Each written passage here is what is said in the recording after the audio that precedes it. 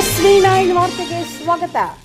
ಸರ್ಕಾರ ನ್ಯಾಯಾಲಯದ ಆದೇಶ ಉಲ್ಲಂಘಿಸಿ WP 2595 2026 ಶಾಲಾ ದಾಖಲಾತಿ ಪ್ರಾರಂಭಿಸಿದ ಸಾಮರ್ ಇಂಟರ್ನ್ಯಾಷನಲ್ ಇಸ್ಲಾಮಿಕ್ ಸ್ಕೂಲ್ಗೆ ಎಚ್ಚರಿಕೆ.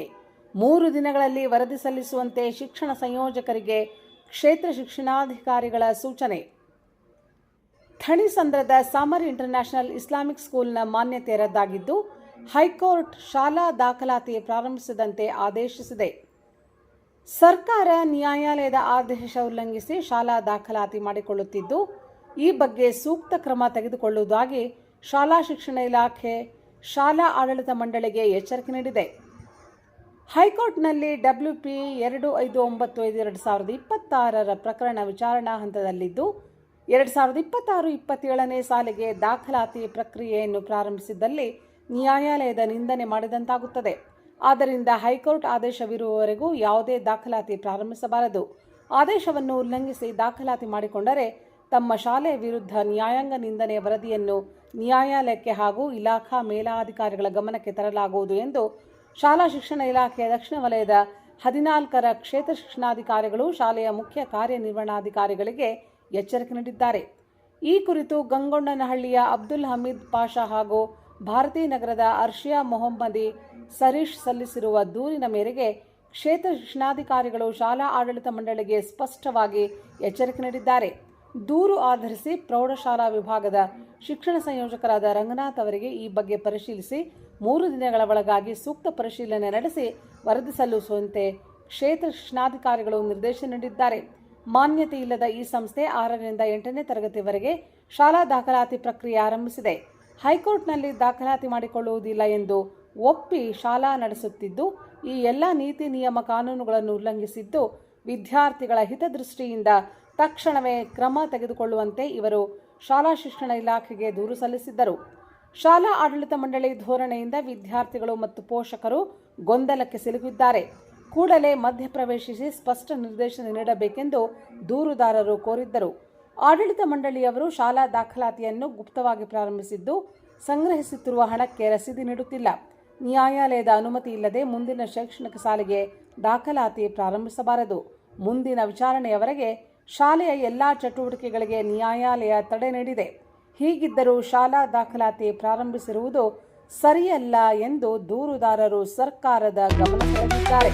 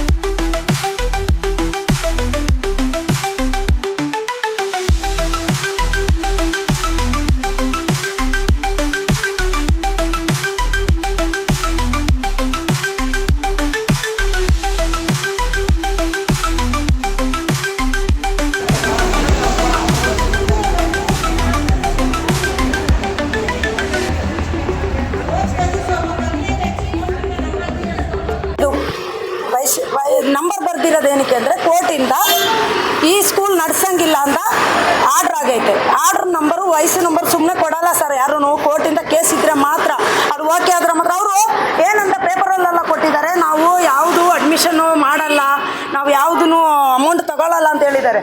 ಎಲ್ಲಮ್ಮ ಅದು ಪಾಂಪ್ಲೇಟ್ ಕೊಟ್ರಮ್ಮ ಇಲ್ಲಿ ನೋಡಿ. ನಾವು ಇಲ್ಲಿ ಬಂದರೆ ಮಾಡಲ್ಲ ಅಂತ ನಾವು ಚೆಕ್ ಮಾಡೋಕ್ಕೆ ಬಂದಿರೋದು ನೋಡಿ. ನಿಂತ್ಕೊಂಡು ಅವರೆಲ್ಲ ಪ್ರತಿಯೊಬ್ಬರೂ ನಿಂತ್ಕೊಂಡು ಪಾಂಪ್ಲೇಟ್ ಹಂಚುತ್ತಾ ಇದ್ದಾರೆ. ಅವ್ರು ಕೋರ್ಟಿಗೆ ಮೋಸ ಮಾಡೋಂಗಾಗೈತಲ್ಲ ಇದು.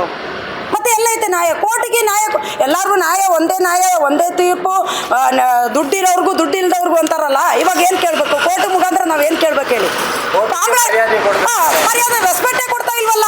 ಕೋರ್ಟಿಂದ ಆರ್ಡರ್ ಆದ್ರೂ ನಮ್ಮ ದೇಶ ನಡೀತಾ ಇರೋದು ರೂಲ್ಸ್ ಪ್ರಕಾರ.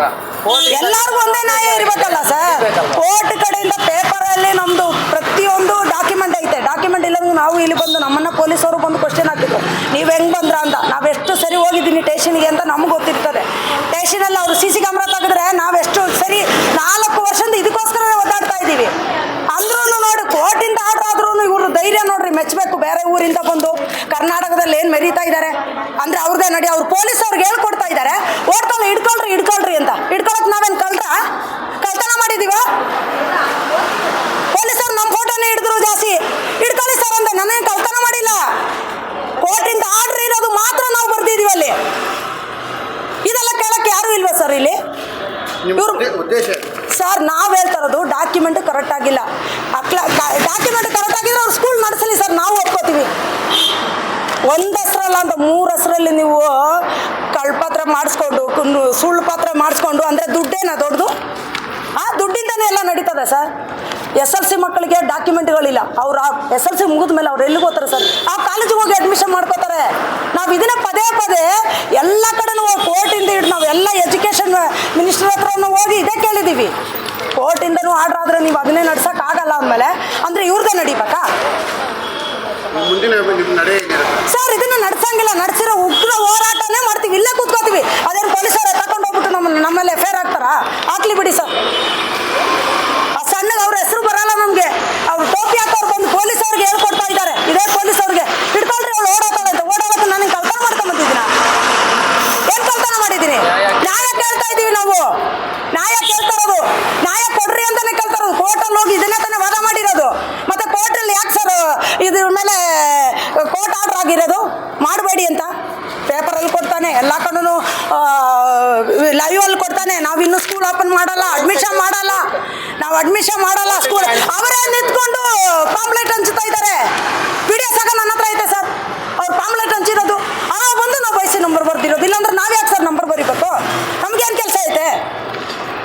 ನಾವು ಬಂದು ಬೆಳಗ್ಗೆ ಬಂದಿರೋ ನಾವು ನೋಡ್ತಾ ಇದ್ವಿ, ಚೆಕ್ ಮಾಡ್ತಾ ಇದ್ವು. ಇವ್ರ ಪಾಂಪ್ಲೆಟ್ ಹಂಚುತ್ತವ್ರ ಅಂತ. ಯಾಕಂದ್ರೆ ಪೇಪರಲ್ಲಿ ಐತೆ, ನ್ಯೂಸಲ್ಲಿ ಐತೆ. ನಾವು ಪಾಂಪ್ಲೆಟ್ ಹಂಚಲ್ಲ, ನಾವು ಈಗ ಸ್ಕೂಲ್ ಓಪನ್ ಮಾಡಲ್ಲ ಅಂತ ಅಂದರೆ ಇಲ್ಲಿರೋರೆಲ್ಲ ಅವ್ರಿಗೆ ಸಪೋರ್ಟಾ? ಯಾವುದ್ರ ಮೇಲೆ ಸರ್ ನಡೀತಾ ಇರೋದು ಕಾನೂನು? ಸರ್ ನನ್ನ ಹೆಸರು ಶೈನಿ ಅಂತ. ನನ್ನ ಹೆಸರು ಶೈನಿ ಅಂತ, ಕರ್ನಾಟಕ ರಾಜ್ಯ ಕಾರ್ಮಿಕ ಪರಿಷತ್ತು ಮಹಿಳಾ ರಾಜ್ಯಾಧ್ಯಕ್ಷರು. ಈ ಸ್ಕೂಲಲ್ಲಿ ಬಂದು ಅಡ್ಮಿಷನ್ ಮಾಡೋಕ್ಕೆ ಬಂದರು. ಅಡ್ಮಿಷನ್ ಇಲ್ಲ, ನಾಳೆ ಬನ್ನಿ ಅಂತ ಹೇಳಿದರು. ಅದಕ್ಕೆ ಅದು ಕೇಳಕ್ಕೆ ಹೋದರೆ ಗಲಾಟೆ ಮಾಡಿದ್ರು ನಮ್ಮ ಹತ್ರ ಬಂದು. ಈ ಸ್ಕೂಲ್ಗೆ ಅಡ್ಮಿಷನ್ ಮಾಡಿಸೋಕ್ಕೆ ಬಂದಿದ್ದೀವಿ ಸರ್. ಇಲ್ಲ ಆಗಲ್ಲ ಅಂತ ಫೋನ್ ನಂಬರ್ ಕೊಟ್ಟು ಪಾಂಪ್ಲೆಟು ಅವರಿಗೆ ಮಾತಾಡಿ ಒಳಗಡೆ ಬಿಡಲ್ಲ ಅಂತ ಹೇಳಿದ್ರು ಅವರು.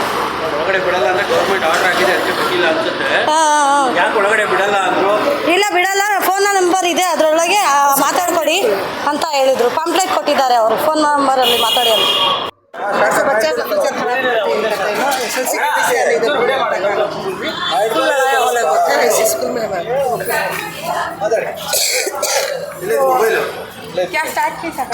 ಇವತ್ತು ಅಡ್ಮಿಷನ್ ಮಾಡಕ್ಕೆ ಬಂದಿದ್ರಂತೆ, ಏನು ಪ್ರಾಬ್ಲಮ್ ಆಗಿದೆ, ಏನು ಮೇಡಮ್? इधर एडमिशन को आया ना तब मेरे खुद के एडमिशन के वास्ते बहुत सारे कॉन्फ्लिक्ट्स चलने को ही, जो बच्चे ऑलरेडी पढ़ को ही उनको भी लाइक TCs वो सब नहीं दे रही वापस. और एडमिशन्स का भी बहुत प्रॉब्लम्स है. बोलती बाहर वाले सब गवर्नमेंट से बल्ला का फंड्स ले रही और ट्रस्ट के नाम पर बल्ला के फंड्स ले रही गवर्नमेंट से, लेकिन फ्री में किसी भी क्या भी नहीं पढ़ा रही. एडमिशन्स फ्री है कल को बोलती, लेकिन उसके ऊपर बल्ला के पैसे लेते रहती. और ये पैम्पलेट्स में सभी न्यूज़ मिसअंडरस्टैंडिंग हो रही है और बहुत सारे अलग अलग प्रॉब्लम्स ही हैं. ನಾವು ಬಂದಿದ್ದು ಮಗುಗೆ ಅಡ್ಮಿಷನ್ ಮಾಡ್ಸೋಕ್ಕೆ ಅಂದರೆ 15,000 ಆಗುತ್ತೆ ಅಂದರು. ನಾವು 7,500 ಕೊಟ್ಟಿದ್ದೀವಿ. ಅವರು ಇದು ಬಿಲ್ ಕೊಟ್ರಲ್ಲ ನಮಗೆ. ಅದಕ್ಕೆ ನಾವು ಬಂದರೆ ನಾಳೆ ಬಾ, ಇವತ್ತು ಬಾ, ಸಾಯಂಕಾಲ ಬಾ, ಮಗಳಿಗೆ ಇದು ಮಾಡ್ತಾರೆ. ಬಿಲ್ ಕೊಡಬೇಕಿಲ್ಲ ಅವರು, ಅದನ್ನು ಏನೂ ಕೊಡ್ತಾ ಇಲ್ಲ. ಏನೋ ಕೇಸ್ ಆಗಿದೆ ಅಂತ ಇದ್ರ ಮೇಲೆ. ಅದಕ್ಕೆ ನಮಗೆ ಅಲ್ಲಿ ನೀವು ಗೊತ್ತಿಲ್ಲ admission ಮಾಡಕ್ ಬಂದಿದ್ದೀರಾ? ಇಲ್ಲ ನಮಗೆ ಗೊತ್ತಿಲ್ಲ ಅದು ಹಂಗೆ ಆಗಿದೆ. ಈಗ ಬಂದರೆ ನಾವು ಬಂದಿದ್ದು ಈಗ ಮಗುಗೆ ಕರ್ಕೊಂಡು ಅದು ಬಿಲ್ ಅಡ್ಮಿಷನ್ ಕೊಟ್ಟಿದ್ದೀರಿ ಇಲ್ಲ ನಾವು ಅದು ಕೇಳೋಕ್ಕೆ ಬಂದಿದ್ದು ನಾವು. ಇಲ್ಲಿ ಗಲಾಟೆ ಆಯ್ತು ಹಂಗೆ ಆಚೆ ನಿಂತ್ಕೊಂಡು. ಇವಾಗ ಗಲಾಟೆ ಆಗ್ತೈತೆ ಅಂತ ನಾವು ಓಡಿ ಬಂದು ಅಡ್ಮಿಷನ್ದು ಏನೈತೆ ಬಡವ್ರ ಮಕ್ಕಳಿಗೆ ಅಡ್ಮಿಷನ್ ಮಾಡೋಕ್ಕೆ ನಮ್ಮ ಮಕ್ಕಳಿಗೆ ಓದಿಸ್ಬೇಕಂತ ನಾವು ಬಂದು ಅಡ್ಮಿಷನ್ಗೆ ಮಾಡೋಣ ಅಂತ ಬಂದಿತ್ತು. ಇಲ್ಲಿ ಗಲಾಟೆ ಆಗ್ತಾಯಿತ್ತು. ಇವಾಗ ಅದಕ್ಕೆ ನಾವು ನಿಂತ್ಕೊಂಡು ನೋಡ್ತಾ ಇದ್ದೀವಿ. ಎಲ್ಲರೂ ಮಕ್ಕಳಿಗೆ ಓದಬೇಕಂತ ಒಂದು ಇಷ್ಟ ಇದೆ. ಎಲ್ಲರೂ ತಾಯಿ ಬಗ್ಗೆ ತಂದೆಗೆ ಎಲ್ಲ ಇಷ್ಟ ಇದೆ. ಓದಿಸ್ಬೇಕು ಮಕ್ಕಳಿಗೆ, ಒಂದು ಇಂಪ್ರೂವ್ ಮಾಡಬೇಕು, ಒಂದು ಕಾಲ ಮೇಲೆ ನಿಲ್ಲಿಸಬೇಕು ಅಂತ ಇದಿದೆ. ಇವಾಗ ಹಿಂಗೆ ಮಾಡಿದರೆ ನಾವು ಹೆಂಗೆ ಮಕ್ಕಳಿಗೆ ಸೇರಿಸಬೇಕು, ಯಾವ ಥರ ಸೇರಿಸಬೇಕು? ಇಷ್ಟೇ ದುಡ್ಡು ಆಗ್ತದೆ, ಅಷ್ಟೇ ಫೀಸ್ ಕಟ್ಟಬೇಕು, ಅಷ್ಟೇ ಅಡ್ಮಿಷನ್ ಮಾಡಬೇಕಂದ್ರೆ ನಾವು ಹೆಂಗೆ ಮಾಡಬೇಕು? ನಾವು ಮನೆ ಕೆಲಸ ಹೋಗಿ ಮಾಡ್ತೀವಿ. 4 ಜನ ಇರೋದು ಒಂದು ಸ್ವಲ್ಪ ನ್ಯಾಯ ಮಾಡಿ ನಮಗೆ ಹೇಳ್ರಿ ಮಕ್ಕಳಿಗೆ. ಈ ಕಾಲೇಜಲ್ಲಿ ಕೇಸ್ ಆಗಿದೆ ಅಂತೆ, ಹಾಂ, ಅದ್ರ ಬಗ್ಗೆ ಏನು ಹೇಳ್ತಾರೆ? ಇಲ್ಲ ಆ ಥರ ಕೇಸ್ ಆಗಿದ್ರು ಗೌರ್ಮೆಂಟಿಂದ ಸ್ಟೇ ಆರ್ಡರ್ ಬಂದಿದೆ, ಆದ್ರೂ ಮತ್ತೆ ನೀವೇನೋ ಸೇರಿಸ್ತೀರಾ ಅಂತ? ಸೇರಿಸ್ಬೇಕೋ ಇಲ್ಲ ನಾವು ಯೋಚನೆ ಮಾಡಬೇಕು. ಹಾಂ, ಹಾಂ, धन्यवाद. एडमिशन करा के है बच्चा का वापस पैसे दिए तो दे रही नहीं. केस हो के है, हम ना मालूम हो के हम पैसे वापस लेने आके ही वापस दे रहे नहीं. उल्टा हमारे साथ ये कर रहे. पूरे पेरेंट्स को बहुत प्रॉब्लम कर रहे. वो पैसे लेके वापस नहीं दे रहे, बहुत तंग कर रहे. वो कभी दिए क्या हुआ? बोलो क्या हुआ, कब दिए? हम दे के हैं पैसे, एडमिशन करा के हैं, आधे पैसे दे के हैं. 50,000 बोले थे, वो आधे दे के हैं पैसे. अब हम ना वापस देगा तो नहीं दे रहे, रसीद भी नहीं दे रहे. वो रसीद भी दे रहे नहीं, पैसे भी नहीं दे रहे. और उल्टा केस हो के है कि हम लोग वापस पैसे मांग रहे, वो नहीं दे रहे हमारे. ना अंदर जाने दे रहे, ना बच्चों को ये कर रहे, कुछ भी नहीं है. वो तंग कर रहे.